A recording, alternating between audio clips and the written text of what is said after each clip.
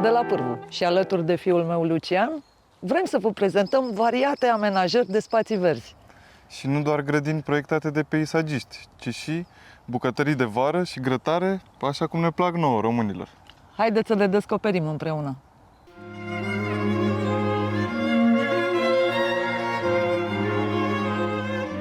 În acest episod vom descoperi o bucătărie de vară cu grătar în județul Tulcea. Suntem în județul Tulcea, am venit în vizită la prietenii noștri care sunt fermieri.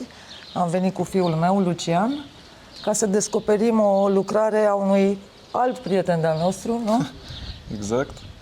Tu ai lucrat, nu? Cu Ionel. Cu Ionel, da, am făcut și eu cuptoare de pizza și un șemineu. Da, practic a fost la un moment dat ajutorul lui Ionel Birișu. Am fost învățăcel. Da. Hai să vedem de data asta cum i-a ieșit cuptorul și cu ocazia asta să vedeți un model de organizare, aproape 30 de metri pătrați, un fel de bucătărie de vară, de fapt, și să o descoperim împreună. Prietenii noștri sunt fermieri și atunci o să vedeți că pe partea asta de personalizare a fost foarte inspirant Ionel, nu? Cu modele. Da, arată foarte bine. Dacă nu mă înșel, cred că chiar el le face, nu? Și Soția lui, Mihaela, le personalizează plăcile astea, chiar le pictează manual. Da. Ușile, la fel, sunt prinse, sunt din lemn, dar sunt prinse pe o structură fixă și structura fixă e îmbrăcată. Mie mi-a plăcut foarte mult asta cu priza. Pentru că e o priză în blat. De ce? Pentru că e păcat ca aceste modele decorative să fie cumva stricate de aparatajul electric. Ia vezi ce scrie acolo sus. șef Sergiu și acolo șef Vivi. Mie asta mi-a plăcut foarte tare când am intrat prima dată în bucătărie și am observat asta. Practic, aici lucrează soțul, iar acolo soția. Aici mi-a plăcut și partea asta de personalizare, că e vorba de simetrie, de organizare simetrică. Există și o plită electrică, o chiuvetă generoasă, adică mare, mult mai mare, nu doar de 60, și adâncă. Și plita electrică e prezentă pe lângă cele două cuptoare, dar și pe lângă plita cu lemne.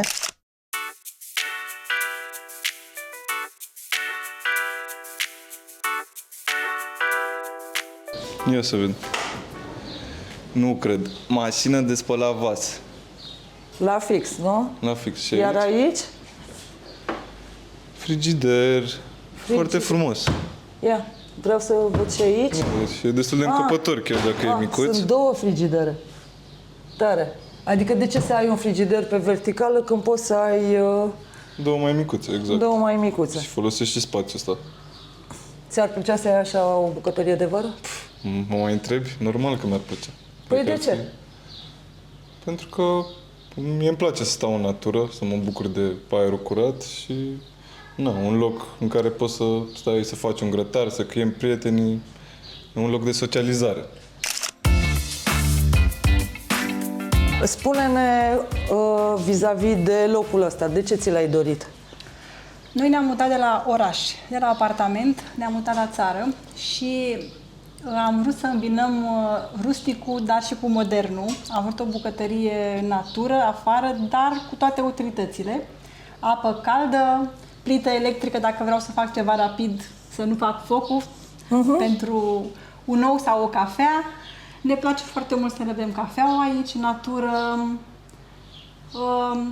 Mi s-a părut bucătăria ideală și am visat la ea și am reușit să o finalizăm într-un timp record. Nici eu n-am crezut că o să se termine atât de repede, în 3 luni. Da. Wow. Și ați vrut să o închideți pentru că suntem în Dobrogea și e vânt. Inițial aș fi vrut-o deschisă, dar vânturile din Dobrogea nu ne-a permis. Și am închis-o. După ce am închis-o, ne-am hotărât să punem un aer condiționat. De fapt, în momentul în care am decis că o închidem, am gândit eu că o să fie cald. Și am pus un aer condiționat care face față cu brio și în momentul în care gătesc și e închis totul, când am oprit gătitul, este răcoare. A ieșit mai bine decât mi-am imaginat. Dar cu modelele acestea, Modelele eu le-am cerut și Mihaela le-a pictat. Soțul meu și copiii mei iubesc foarte mult plantele și eu. Și în special floarea soarelui. Andrei este pasionat de floarea soarelui, e cultura lui preferată. Și am zis câte puțin din toate, și păsări, pentru că Dobrogea are un mare renume în păsări. Am zis câteva păsări să fie pictate, maci, fiindcă la fel sunt foarte mulți maci.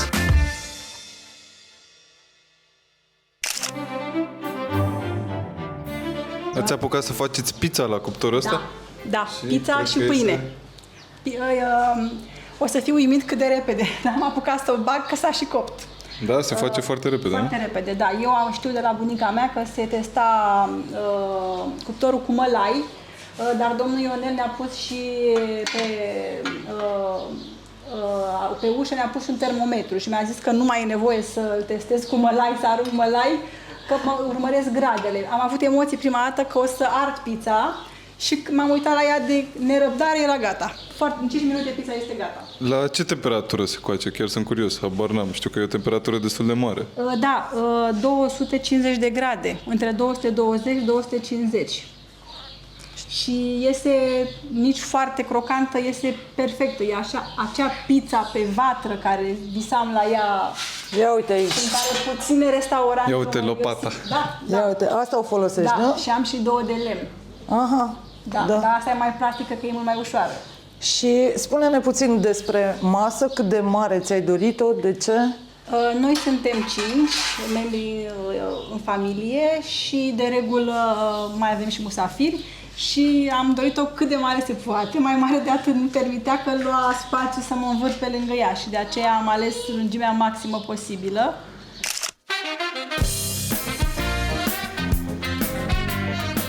Este o masă pictată manual, producție din Italia, cei care mi-au pictat și plăcile deasupra ghiuvetei de ceramică. Plăcile acelea ai cerut tu într-un anume fel să Da. fie pictate? Da, Aha, da. deci ai dat tu tema. Picnic în natură, da. Asta a fost tema, da. Da, dacă observați, dacă se vede, este o bisericuță în spate, sunt turle acelea în spate. Aha. Eu n-am observat. Da, am cerut să fie o bisericuță în natură și un picnic înainte să ajungi la mănăstire. O mănăstire am văzut-o eu în ce imaginația frumos. mea, da. Bravo, ai Da. personalizat totul. Și desenul de pe masă l-ai cerut tot așa? Desenele mi-au dat mai multe variante și asta mi-a plăcut mai mult. Am zis, fiind masă, recolta, să fie pe masă. Bravo. Recolta toamnei, Foarte frumos. da. Mai mult eu m-am ocupat, soțul nu a avut timp și a mers pe mâna mea. Am avut încredere. Da, dar la final am fost mai mult decât mulțumiți toți. Deci l-ai recomandat într-un fel pe Ionel? Cu siguranță, da. Am înțeles. Ne-am potrivit foarte bine pe aceeași lungime de undă. Știi că e Ne-am foarte... înțeles din privire. Știi că e foarte dificil în România să recomanzi meșteri. Da, puține cuvinte și multe fapte. Cam câte luni crezi că o să folosești bucătăria asta? Am folosit-o și astă iarnă. A, da? Da, am folosit-o și astă iarnă pentru că dacă dau focul la sobă, la cuptor nu mai zic, dar dacă dau focul la sobă să fac mâncare, se încălzește. Închizând ermetic, se încălzește. Și voi aici gătiți și pește? Dar iarna nu mâncăm aici, doar gătesc. În schimb, de primăvara și mâncăm. Și îți simți cumva că viața voastră a devenit mai bună, mai organizată cu o bucătărie de vară? Da, e mai relaxantă. Aici strâng mult mai repede. Nu stau să mă stresez că sunt frimituri. E piatră, poate să scape copilul fiind mic, Teo mai scapă pe jos. A devenit mult mai relaxantă și o recomand tuturor. Am visat de când ne-am mutat la o bucătărie de vară. dar nu am visat să fie atât de modernă. După aceea am stat și m-am gândit să fie și modernă, să am toate utilitățile.